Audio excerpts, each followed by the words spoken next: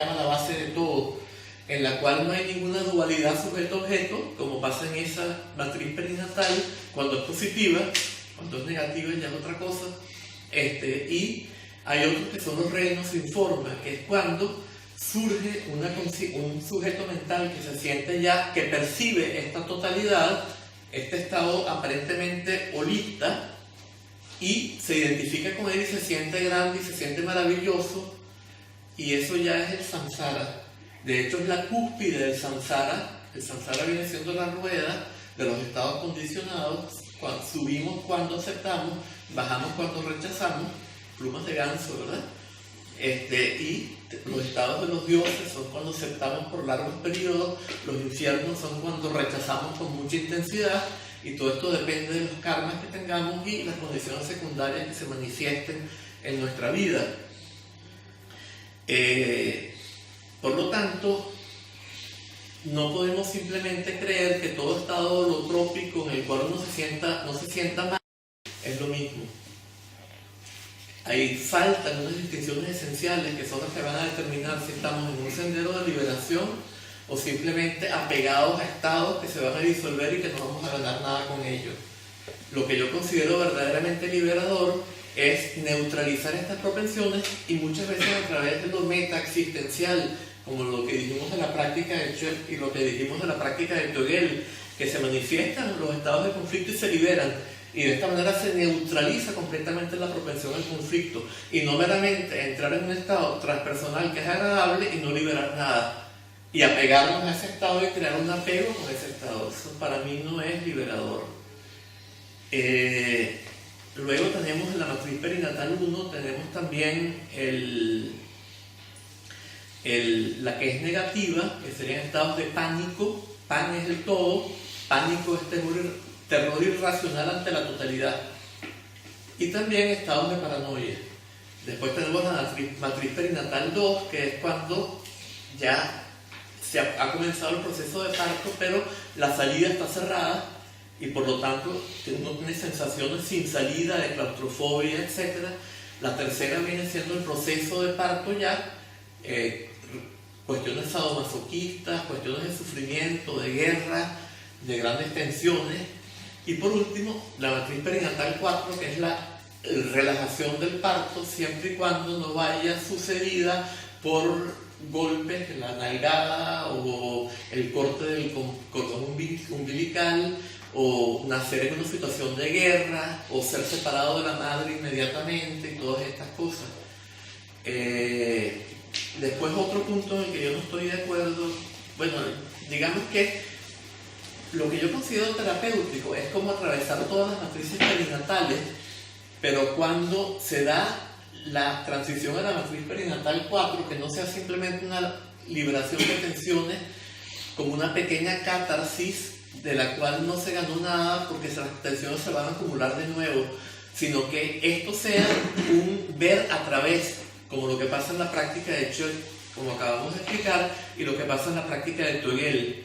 Ahí tendríamos algo que es análogo al paso por todas las matrices perinatales, pero en el cual hay una liberación al final que va neutralizando toda propensión kármica a experimentar el dualismo y el error. Entonces esta viene siendo mi diferencia principal con Grof. Otro punto importante es que Grof, cuando él y Cristina Grof crearon estos sitios para emergencias espirituales, y ellos distinguen entre distintos tipos de experiencias de emergencias espirituales, distinguen 10 tipos, y yo no estoy de acuerdo con esas distinciones, ¿no? Estoy de acuerdo con que hay cierto tipo de emergencia espiritual que es curativa, y en particular la psicosis que la psiquiatría considera esquizofrenia. En particular esta, yo considero que puede ser liberadora siempre y cuando se la deja atravesar el proceso sin que se lo interfiera, y sin que se trate con químicos, y sin que haya contratransferencia de parte del terapeuta hacia la persona que está atravesando el proceso, ¿no? Y que también hay una total ausencia de miedo.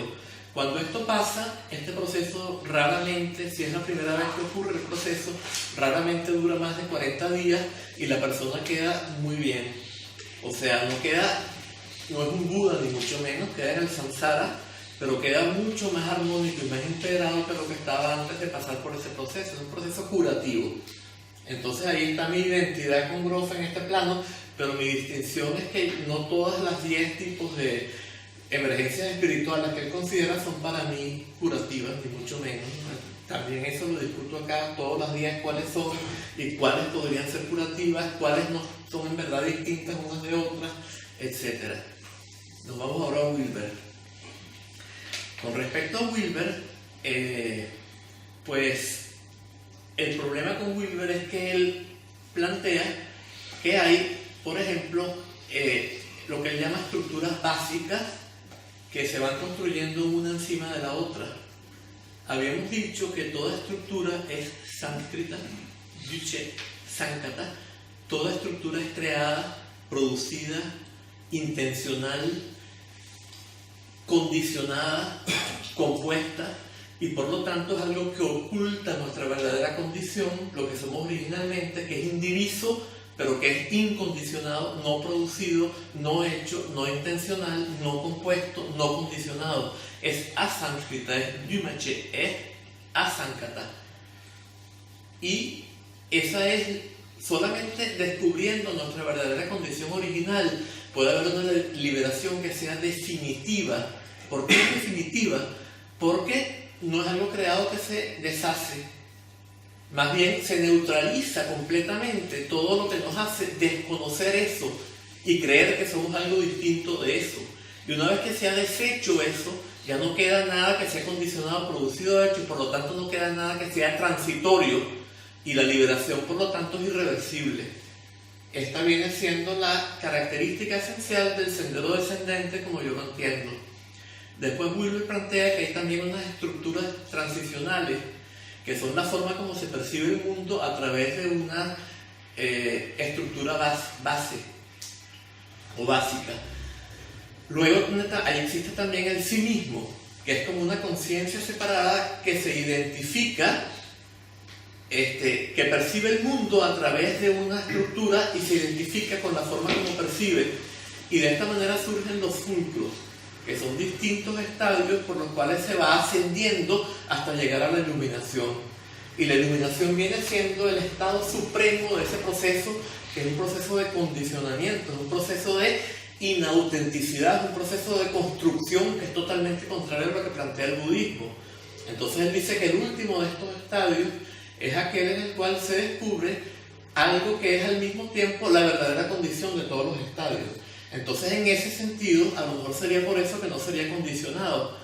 Pero esto contradice completamente lo que es el sendero budista. Por ejemplo, en la enseñanza Dzogchen, el tantra del espacio de Vajrasattva dice claramente que la realización no depende de la madurez. O sea, que no depende de haber construido algo. Hay muchísimos niños que tuvieron su primera vivencia del estado de Dzogchen como niños, sin haber la enseñanza. También Wilber dice, por ejemplo, que hay una cantidad de estructuras que se van creando a lo largo de la historia. En la enseñanza Dzogchen se dice que desde que hay humanidad ha habido enseñanza Dzogchen, y en todo caso se pensaría que esta forma de chamanismo que yo critiqué antes sería cuando se perdió la enseñanza Dzogchen, que eso habría surgido. O sea, que vendría siendo una degeneración de algo que había antes, que era mucho más auténtico. Al revés que lo que plantea Wilber, que es que mientras más atrás nos vayamos, los seres primitivos eran una porquería. Hay casi como una especie de, casi un fascismo, hay una cuestión de un gran orgullo de lo moderno y de sentirse mejor que todo. Wilber llega a decir que el Buda no estaría iluminado en nuestra época. ¿Por qué? Porque en nuestra época han surgido nuevas estructuras que no se habían surgido en la época del Buda y que él no las integró porque no habían surgido. Entonces, a lo mejor Wilber tiene la posibilidad de ser iluminado de esta época, pero el Buda ya no podría hacerlo, porque el Buda no pudo integrar aquellas estructuras. O sea, verdaderamente si uno creyera en Dios diría, válgame Dios, ¿no?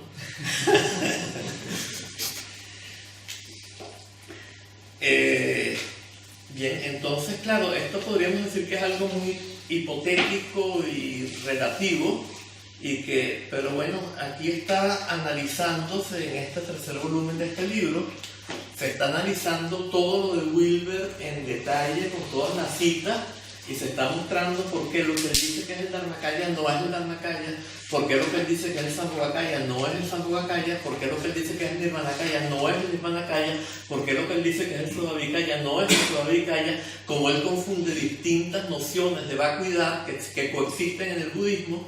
Verdaderamente lo que hay es una enorme confusión. Dharmakaya son tres dimensiones de la budeidad. Dharmakaya es el aspecto de la mente, Sambhogakaya es el aspecto visionario de la energía, de la voz, y Nirmanakaya es el aspecto físico, pero esto tiene muchos niveles de comprensión. También Wilber ignora completamente las diferencias entre estas formas de comprender los kayas. O sea, en breve, verdaderamente, como yo lo entiendo, en todo esto no hay ni en la psicología transpersonal, ni en la psicología integral, hay una verdadera comprensión de cómo son las cosas y no tienen una capacidad de ser verdaderamente terapéuticas en el sentido de llevar a lo que lleva el budismo, que es a la salud mental absoluta e irreversible, que consiste en llegar a un estado de total plenitud y perfección, que de paso es el sentido de la palabra Dzogchen. Con respecto a la antipsiquiatría, nos quedan como 5 minutos antes de que... 10 minutillos, sí. Con respecto a la antipsiquiatría, pues como dije antes, yo sí estoy de acuerdo con la función curativa que ella puede tener, y de hecho, bueno, hay pruebas en Diabasis, que es el centro que tuvo John Weir Perry en California, fue un discípulo de Carl Gustav Jung. Él dice que Jung mismo decía ya que la psicosis era terapéutica. Jung, claro, tiene muchos errores, primero que nada era darwiniano. Entonces, evidentemente, él es evolucionista, él habla de que la sombra es la herencia de los instintos violentos de nuestros ancestros animales, cuando la paleopatología, el estudio de los cadáveres paleolíticos y de las épocas más antiguas, muestran más bien que en aquella época no existía la violencia, o sea, una visión invertida. Y no solo es evolucionista en este sentido darwiniano, sino que tiene un libro que se llama Wotan, que es casi filonazi. Ahí hay unas cosas en Jung que mucho cuidado, ¿no? Pero tuvo una cantidad de insights, o sea, de intuiciones muy buenas y muy profundas que no tuvieron otras personas de su época. Entonces es alguien muy complejo, ¿no? En todo caso, lo que estábamos diciendo era Diabasis. Ellos allí comprobaron que si alguien tenía una primera vivencia psicótica y no había sido nunca tratado con químicos, un primer brote psicótico, sin haber sido tratado nunca con químicos ni con otras maneras antes, ese brote psicótico duraba por lo general no más de 40 días. Yo también tuve sitios de estos, yo diría no más de 50, 49 días. Y que la gente quedaba muchísimo más sana y muchísimo más integrada y con muchísimo menor conflicto que antes de pasar por la experiencia psicótica. Entonces hay un nivel terapéutico en estas vivencias, pero hay un error en, por ejemplo, David Cooper, en La muerte de la familia, él plantea que lo que se logra con esto viene siendo lo mismo que la budeidad. Claro, la forma como él define la budeidad no es como la define el budismo, porque claro, no estudió tan a fondo el budismo, pero él viene planteando que es lo mismo, y esto no es verdad. Y lo que se logra es simplemente un estado relativo de mayor salud mental, pero no es una salud mental absoluta. Ahí viene mi diferencia con la antipsiquiatría. Entonces yo creo que es necesario proporcionarle a la gente sitios donde puedan atravesar las experiencias psicóticas, y muchos de los que pasen por esto, puesto que en esa vía se dan muchos estados transpersonales, les va a surgir naturalmente un interés hacia lo transpersonal y por supuesto hacia obtener la liberación como la concibe el budismo. Y la gente que tenga estas vivencias va a buscar Otros a lo mejor no se interesarán en esto y se conformarán con una mayor integración con la sociedad, una normalidad más vivible, y nadie los va a forzar, no, miren, vengan para acá, que el budismo no es misionero, ni los otros sistemas como el taoísmo, otros sistemas que yo considero también terapéuticos, las formas más originales del shivaísmo, las formas más auténticas del sufismo, pues no es cuestión de llevarlos a eso, sino simplemente el que se conformó con tener un mayor grado de integración y estar mejor en su normalidad, pues ya fue bastante para él o ella, ¿no? Y yo creo que con esto más o menos hemos abarcado... Sí, ¿prefieres que vaya mejor? Sí, porque yo creo que ya más o menos toqué... Creo que tocamos más que ayer, ¿no? Sí. Es que cuando a mí me pasa siempre que cuando yo hago un esquema, la cosa queda peor que cuando no lo hago. Pasa todos los detalles, ¿no? Sí, exacto, empiezo a meterme en demasiado detalle y ya no abarco lo que quería abarcar. Bueno, Sandro, lo que estabas explicando, nos podías explicar también, bueno, yo voy a hacer unas pocas preguntas y luego ya abriremos a vosotros el turno de preguntas y podéis preguntar sobre cualquiera de los temas que ha tratado. Entonces, lo que sí que te quería preguntar primero es cómo trabajabas tú aquellos 10 años en la India y en Nepal, cómo era el funcionamiento de estos centros o casas de psicotipos que teníais allí. Sí, no, eso no duró 10 años, yo estuve 10 años allá, pero fue solo los primeros años que tuvimos esto, porque después yo me fui a retiro y era imposible estar en retiro a menos que fuera un mahasida, un gran realizado que tiene poderes y hubiera podido dividir estos sitios desde mi retiro por allá arriba, ¿no? Entonces esto se acabó. Cuando yo me fui a la montaña, estos sitios se acabaron.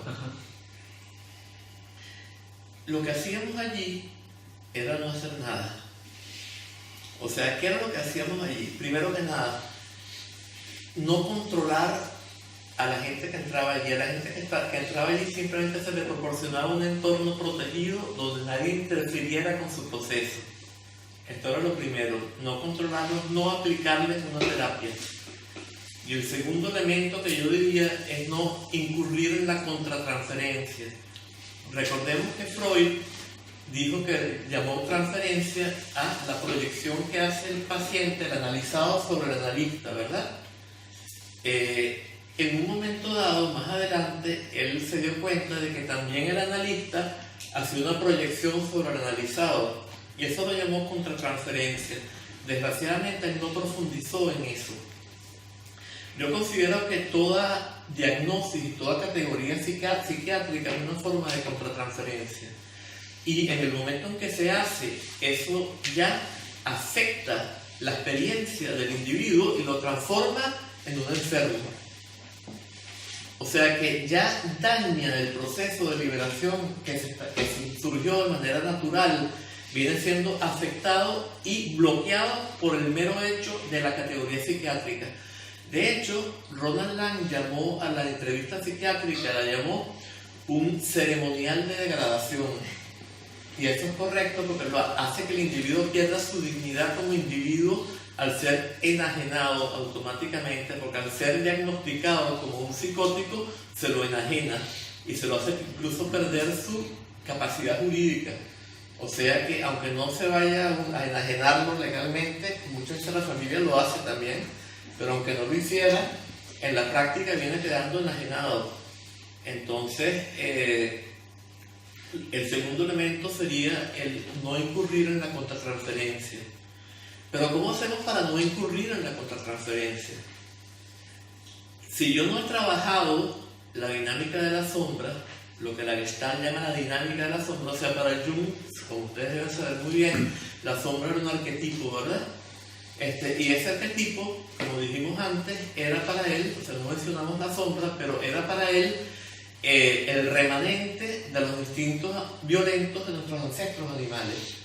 Yo considero que la sombra no es eso, que la sombra viene, evidentemente, si no había violencia, mientras más atrás nos vamos, menos violencia hay, entonces no es verdad que los seres humanos tuvieran instintos violentos. Ya eso es una forma de ver propia del modernismo, de la forma evolucionista propia de la modernidad, antes se hablaba, los griegos y los romanos hablaban de la edad de oro, la edad de plata, la edad de bronce y la edad de hierro, degenerativo.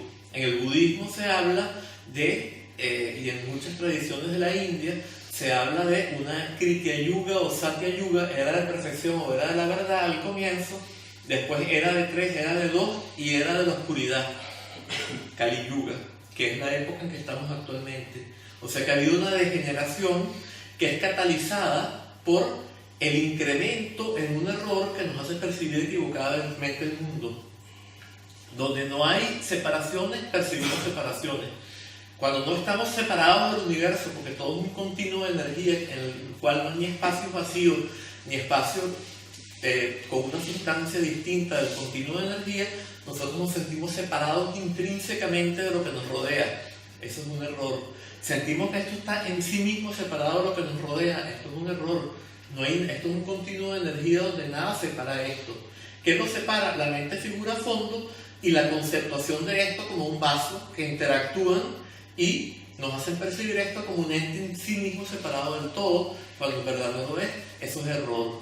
Este error se va incrementando y en nuestra época llega a tal grado que produce la crisis ecológica y produce guerras y los seres humanos quieren dominar unos a otros, explotar unos a otros y todos queremos dominar y explotar a la naturaleza. Y esto se manifiesta, por ejemplo, en el modernismo. Hay dos grandes filósofos en la filosofía empirista. En el empirismo es Bacon, Francis Bacon. Él tiene un libro que se llama El nacimiento masculino del tiempo o de la instauración del dominio del hombre sobre el universo, donde él dice: he venido en verdad a vosotros con el deseo o con la intención de hacer cumplir mi único deseo terrenal, que es el de extender los límites del dominio del hombre sobre el universo a sus fronteras prometidas. Y René Descartes, en el racionalismo, en la filosofía europea, en la filosofía continental, viene diciendo: el hombre tiene que ser el amo y señor del universo, lo cual viene siendo muy parecido a lo que está ya en el libro del Génesis, ¿verdad? Tendréis dominio sobre las aves del cielo, etcétera, etcétera. Viene siendo ese mismo proyecto que está ya, es un proyecto que surge en todas las tradiciones que podríamos llamar patriarcales, las tradiciones que Jean Dimio llamó saharasiáticas, o sea, los pueblos que estaban en los sitios más desérticos o menos fértiles eran pueblos pastores, y estos pueblos pastores son algunos pueblos del Sahara, los semitas y los indoeuropeos, y estos fueron los pueblos que desarrollaron el patriarcado y que desarrollaron las guerras primero que nada, y que fueron invadiendo. Bueno, patriarcado, hay gente que dice que el patriarcado solo existe, si somos muy estrictos, solo existe en la tradición hebraica o en la tradición semítica. Pero si hablamos de patriarcado en un sentido más general, como cuando Claudio Naranjo habla de este libro de la ¿cómo que se llama? La agonía del patriarcado, entonces ahí tendríamos, en este sentido sería que yo lo diría, ¿no? Bien.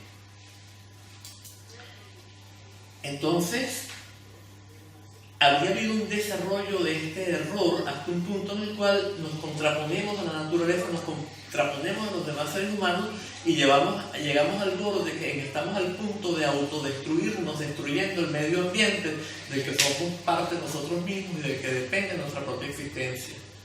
Y es en lo que estamos ahorita, o sea, estamos con una crisis ecológica que todos los científicos que saben muy bien que si esto sigue como va, la humanidad se autodestruye, por lo menos la civilización, la sociedad humana se desintegra y probablemente la vida humana llegue a su fin en el planeta. Pero eso es justamente lo que puede permitir la regeneración. Eso es lo que permite que surja un impulso hacia recuperar la salud mental. Es como tocar fondo y poder subir. Es como llegar a un nivel umbral en el cual el cambio es posible. ¿Por qué? Bueno, esto yo lo explico, no sé si no nos va a dar tiempo de explicarlo, pero en Freud, en el proyecto de una psicología para neurólogos de 1895, él distingue entre proceso primario y proceso secundario. El proceso primario es analógico, es el lado derecho del cerebro. El proceso secundario es digital, es el lado izquierdo. Entonces, Fenicher, por ejemplo, dice el proceso primario carece de negativos, no tiene distinción de tiempo y modo verbales, el énfasis está en la estructura de las relaciones y no en quién es quién en ellas, y es metafórico. El proceso secundario es todo lo contrario, tiene negativos, no tiene distinción de tiempos y modos verbales, es literal y él distingue los individuos en las relaciones. Entonces, como en el proceso primario no existe la negación, cualquier negación que haga el proceso secundario es leído por el proceso primario como una afirmación. Por esto, cuando algo se está desarrollando, aunque yo me dé cuenta de que eso está mal, eso le da más poder al proceso que se está dando. Y por eso en la psicosis son una exageración. Freud, por ejemplo, cuando habla del tánatos, él considera que él desarrolla el concepto de tánatos en el estudio de la neurosis de repetición. Cuando uno incurre en una conducta que produce sufrimiento con cada vez más ímpetu.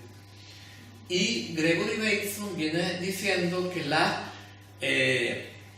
psicosis, por ejemplo la psicosis que los psiquiatras consideran esquizofrenia, es catalizada por el tánatos, pero claro, no se da cuenta de que no es que uno se da cuenta de que hay que incrementar eso, sino que es una relación entre el proceso primario y el secundario a la que le es inherente que ese proceso se dé así. No es que tiene que haber, que uno se dé cuenta que incurriendo en una mayor error va a lograr la liberación, sino que las relaciones entre el proceso primario y el secundario hacen que este incremento se dé. Pero es cuando se llega a un nivel umbral, dice Bateson, cuando el cambio es posible. Y por esto que este proceso dura 40 días y después se da esta pequeña liberación, que sería como la transición a una matriz perinatal 4 en todo el proceso, y habría entonces una liberación de tensiones, un aprendizaje, y la gente podría estar más integrada, aunque no se haya iluminado, por así decirlo, en términos budistas. Yo pienso que esto mismo se daría a nivel de la especie. Estamos y el mismo Grof lo dice, estamos estamos en una cosa que se parece al final de una matriz perinatal 3 antes de la transición a una matriz perinatal 4, pero no se da cuenta que esto puede ser una filosofía de la historia, que es lo que yo he hecho en algunos de mis libros, ¿no? Desarrollar una filosofía de la historia basada en esto, y claro, con una crítica de Hegel y de lo que es la negación fenomenológica que Hegel llama Aufhebung, y que yo considero que no existe en ningún lado, y hablo de otra negación fenomenológica que es la verdadera, que es la que interviene en la mala fe sartriana, que es el autoengaño, y en lo que Ronald Lang llama ilusión y que ilustra como una espiral de simulaciones.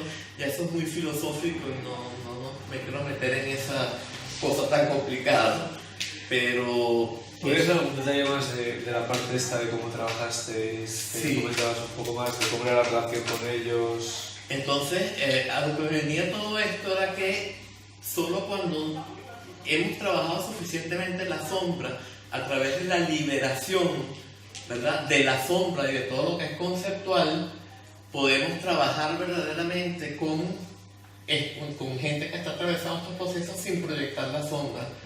Entonces, ahí, o sea, sin incurrir en lo que la Gestalt llama la dinámica de la sombra. Y bueno, esto es un poco entonces lo que hacíamos. Y el tercer elemento es no tener miedo. Pero ¿cómo hacemos para no tener miedo? Bueno, un método sería ir a practicar Chö. Claro que pedirle a un terapeuta que vaya a practicar Chö sería un poco exigente, ¿no? Eso solamente se puede hacer si uno tiene esa vocación. No se le puede exigir a alguien que para entrenarse como terapeuta haga esto. Eso sería el terapeuta ideal. Pero alguien que trabaje en un sitio de esto va a ir desarrollando esto, sobre todo si hay alguien allí que pueda comunicarle a través de la empatía, a través de sus propias reacciones hacia la gente que está atravesando el proceso, lo haga él hacer un aprendizaje también. Y esto es lo que hacían, por ejemplo, Ronald Lang, David Cooper, Aaron Esperson, toda esta gente cuando crearon Kingsley Hall. Ellos tuvieron mucha gente que pasaron por este aprendizaje y que no eran psiquiatras, ni siquiera psicólogos. Eran gente que quería trabajar allí y que a lo mejor hizo un aprendizaje que es mucho más importante, ¿no? O sea, que puede ser mucho más beneficioso que el que hace uno estudiando psicología o psiquiatría o algo por el estilo. Por esto, ahora hemos fundado una asociación que se llama se supone que todavía no se iba a hacer esto público, pero no importa. La Asociación Transpersonal Iberoamericana. Hemos fundado con Román Gonzalo, que vive por cerca de Zaragoza, bueno, en todo caso en Aragón, Iker y yo nos comunicamos con una cantidad de gente de Latinoamérica y de España y fundamos esta asociación, y ahora allí se está hablando de certificar terapeutas y solo se va a certificar a psicólogos. Bueno, debate todavía. Hay este debate, yo prefiero no meterme porque también es verdad que hay tanta gente que sin ser psicólogo quiere simplemente aprovecharse de cosas y sin haber estudiado y sin nada, que prefiero no meterme en eso, no sea que me salga el tiro por la culata y en verdad lo que terminemos es certificando una cantidad de estafadores y sinvergüenza. Pero por otra parte no creo que haga falta ser psiquiatra o psicólogo para poder trabajar de esta manera, ¿no? Entonces quería preguntarles, ayer también mencionabas, y lo has mencionado un poco, la distinción entre matrices positivas y negativas en Groth. ¿Podrías hablar un poco más de esto?